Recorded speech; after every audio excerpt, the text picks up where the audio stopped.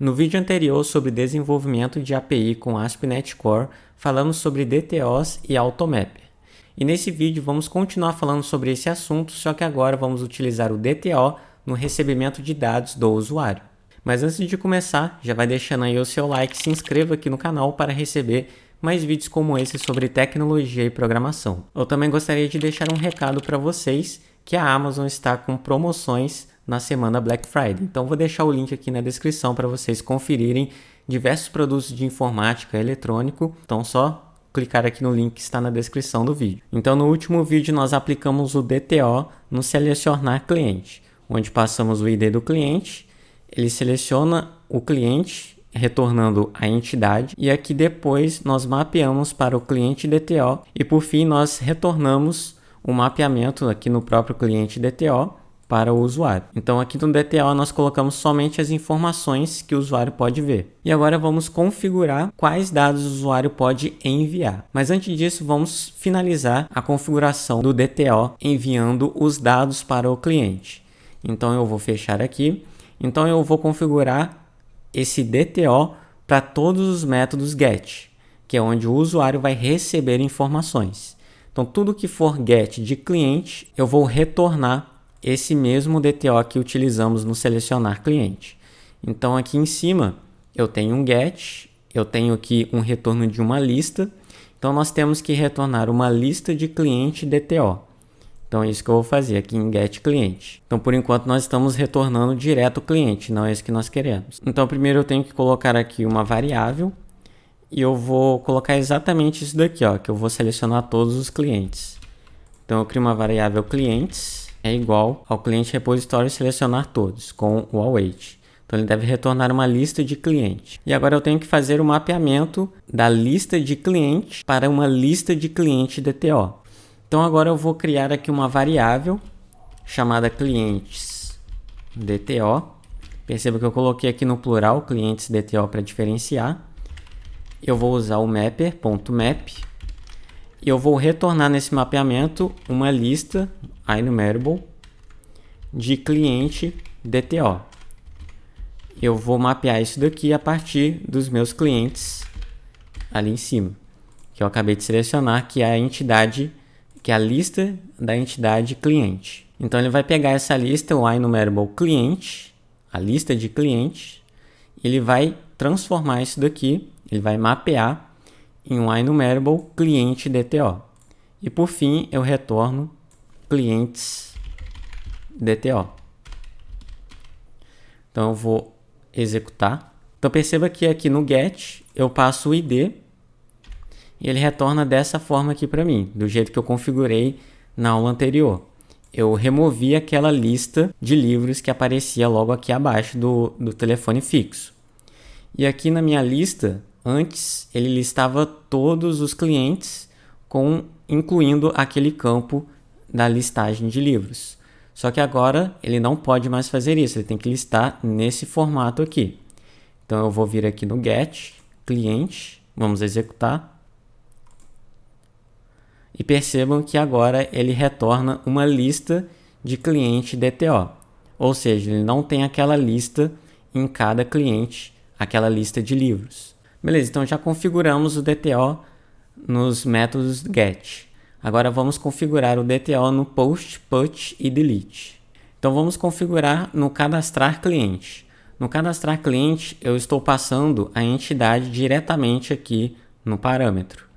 Então significa que o usuário ele tem que passar todas as informações que o cliente pode ter. Então se a gente consultar aqui no POST cliente, que é onde eu vou cadastrar o cliente, o Swagger ele me mostra os atributos que eu tenho que passar. Então eu tenho que passar aqui o CPF, nome, endereço. E além disso, vai possibilitar do usuário, no momento de cadastrar o cliente, vai possibilitar o usuário passar uma lista de livros. E não é isso que nós queremos. Nós queremos que, a partir do post de cliente, o usuário possa apenas cadastrar o cliente e não o cliente junto com os livros de uma vez. Então eu tenho que remover essas informações aqui, ó, de livro, cliente, empréstimo. Não é isso que nós queremos. Então, ao invés de passar cliente, eu vou passar cliente DTO aqui. Então, vou colocar aqui, ó, no cliente DTO. Então agora no meu parâmetro ele vai receber um cliente DTO. E agora antes de cadastrar o cliente eu tenho que mapear para a entidade cliente, que são as informações que eu vou enviar para o banco. Então para isso eu vou criar a variável cliente, eu vou usar o mapper, map, eu vou retornar o cliente a partir das informações que eu recebi cliente DTO. Então eu estou fazendo um mapeamento inverso. Nós estávamos trazendo de cliente para cliente DTO. Dessa vez eu estou mapeando de cliente DTO para cliente. E o retorno eu vou ter um cliente e a partir desse retorno eu faço a inclusão com o cliente repository, incluir passando o cliente. E aqui o processo abaixo aqui é o mesmo, continua a mesma coisa. Vamos testar. Perceba que agora a estrutura do JSON alterou. Antes eu tinha aquelas informações que o usuário poderia passar, que eram as informações dos livros que o cliente pegou emprestado. Agora não, agora eu só tenho somente as informações do cliente. Então eu vou limitar o usuário passar apenas essas informações que eu defini do DTO. Então se eu clicar aqui em Tryout, eu posso passar aqui as informações. O ID eu não preciso, eu posso apagar esse ID aqui. Aqui o CPF, eu vou passar ele aqui. Vou colocar o nome, o telefone celular e o telefone fixo.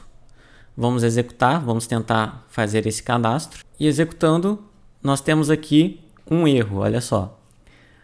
Ele fala aqui que o cliente CPF ele tem que ter no mínimo 14 caracteres. Isso porque lá no Data Annotation eu coloquei que ele tem que ter obrigatoriamente 14 caracteres. Ou seja, o CPF ele inclui aqui os pontos. Por que ele reclamou? Como é que ele sabe que está errado? Por causa do Data Annotation, que nós configuramos aqui nos campos do DTO. Então, se eu clicar aqui em cliente DTO, eu tenho aqui as regras. E essas regras nós já definimos nas aulas anteriores. Então, aqui eu tenho um campo obrigatório. Ele também tem a regra tamanho da string, que eu tenho aqui, ó, string length 14. Aqui eu coloquei um a mais, né, que é o min length, que seria o tamanho mínimo do CPF, que é 14. Então, a partir das regras que você colocar no Data Annotation, ele vai reclamar e vai retornar o erro para o usuário. Então, para você capturar o erro, a mensagem de erro, no seu sistema você vai acessar Errors e aqui ele vai ter todos os campos que ocorreu um erro. No caso, somente o CLI CPF. E aqui ele tem a mensagem de erro. Você pode estilizar essa mensagem de erro no próprio Data Annotation, vou mostrar aqui para vocês. Então aqui, ó, string length 14. Se eu colocar aqui uma vírgula, o próximo parâmetro que ele pede é o error message. O CPF deve ter no mínimo 14 caracteres. No caso que ele está reclamando, então eu vou passar aqui, ó, error message igual, agora sim. Então você tem que passar aqui o parâmetro, porque ele tem vários, né? Então você passa o error message e a string que você quer exibir para o usuário, se caso ele violar essa regra de string length. Na verdade, pessoal, o error message, na verdade, é para o min length. Ele estava reclamando que o mínimo de caractere deve ser 14. Então tem que colocar nesse Data Annotation aqui. E olha só, provocando o erro novamente, nós temos a seguinte mensagem para o CLI CPF. O CPF deve ter no mínimo 14 caracteres, exatamente o que nós definimos no Data Annotation. Então, a partir do DTO, você pode definir Data Annotations com as suas regras, de sua preferência e também com as mensagens que você achar melhor. Então, eu também vou definir aqui para o nome e eu vou definir para outros campos e eu já retorno. E pronto, pessoal, já defini aqui as mensagens de erro para o nosso DTO. Então, agora sim, vamos corrigir os erros. Então aqui para o ID eu não vou passar.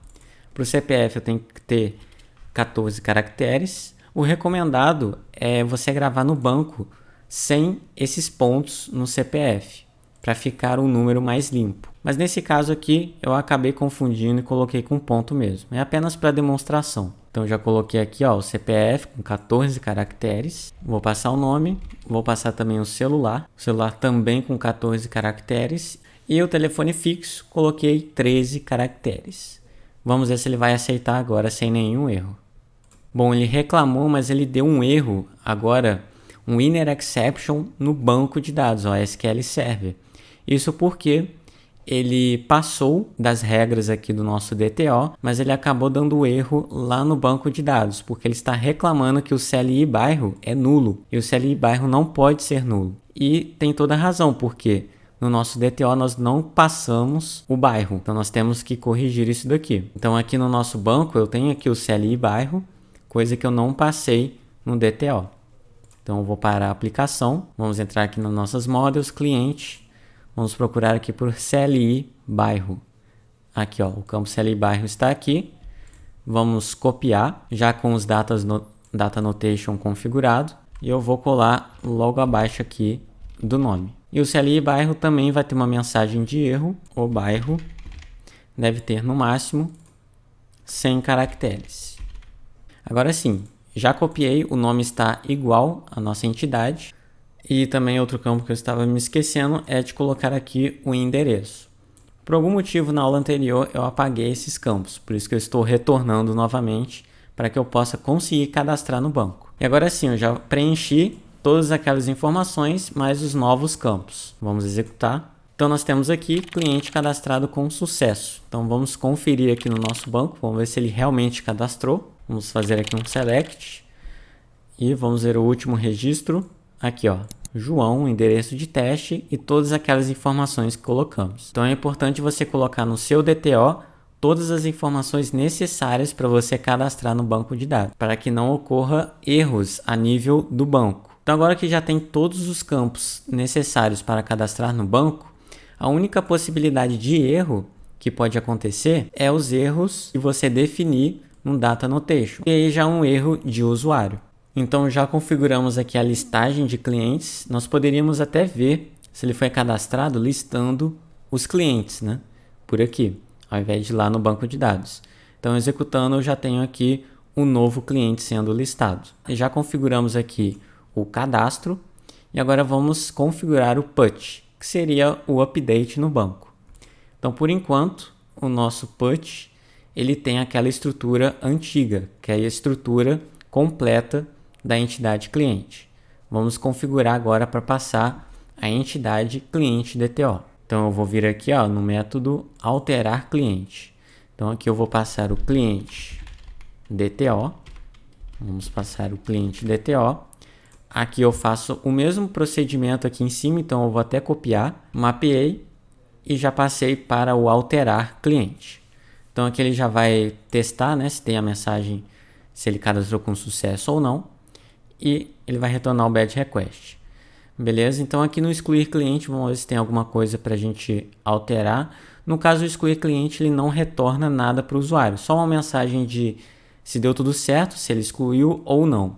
Então aqui não tem muita necessidade em retornar informação da entidade excluída para o cliente. Então já configuramos tudo, pessoal. Vamos testar esse último método, que é o alterar. Então aqui no alterar, no PUT, nós podemos ver aqui a estrutura, olha só, que agora mudou. Bom pessoal, eu já passei aqui as informações do cliente 2012, que é o ID dele aqui. Então já passei todas as informações para cá.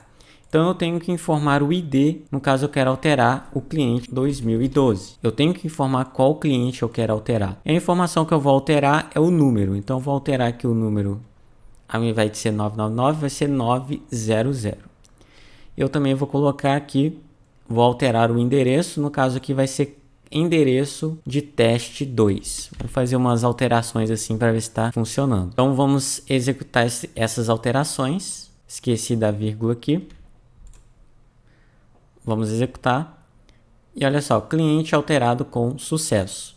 Vamos ver se realmente alterou. Vamos selecionar o cliente 2012. Vamos vir aqui. Executar e alterou, pessoal. Olha só, 900 endereço de teste. Aqui no banco podemos selecionar. Olha só, já temos aqui as alterações. Agora, se ele não passar o ID, se eu apagar o ID e executar, ele vai dar um erro de banco de dados, porque ele não recebeu todas as informações necessárias para alterar o cliente. Então podemos realizar um pequeno teste. Eu poderia colocar o ID como obrigatório, criar um DTO somente para alterar cliente, só que nesse caso eu estou aproveitando um DTO para vários métodos. Então para isso eu vou fazer um teste aqui no método put, por enquanto, porque depois eu vou arrumar essa estrutura aqui, ó, vou colocar na arquitetura Clean Architecture e nós podemos fazer essas validações de uma forma melhor. Aqui em alterar cliente, eu vou testar se ele colocou o ID do cliente. Então, vou colocar aqui um if cliente DTO.id. Se for nulo, eu vou retornar um bad request e vou passar aqui a mensagem: não é possível alterar o cliente. É preciso informar o ID. Quando o cliente ele não passa nenhuma informação, por padrão o ID vem 0. Por isso que ele sublinhou aqui de verde que o resultado é sempre falso, porque o int nunca é igual a null. Ou seja, se ele não passar nenhum valor, o valor é 0. Então eu tenho que colocar aqui, ó, se o ID foi igual a 0. Significa que o usuário não passou nenhuma informação. Agora, se ele passou a informação do ID, eu tenho que validar se o cliente existe. Então eu tenho que colocar aqui, ó, var cliente existe é igual ao await cliente repository.selecionar by primary key e eu passo o cliente DTO.id. Eu vou fazer a seleção do cliente. Aí eu vou fazer o teste. Se cliente existe for igual a nulo, ou seja, se ele não encontrou nenhum cliente com esse ID, eu retorno um bad request. Ou melhor, eu retorno um not found.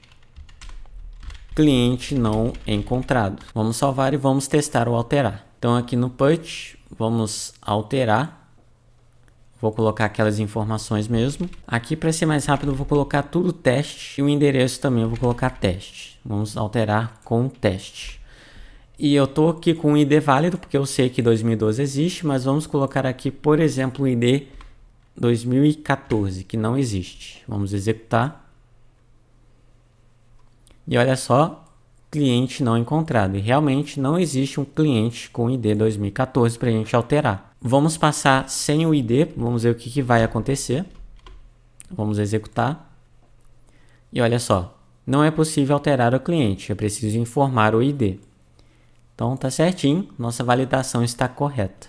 E por fim nós temos aqui o delete, que na verdade não é preciso configurar nada, né? Porque eu só preciso passar o ID do cliente. Por exemplo, eu vou excluir o cliente 2012, vamos executar.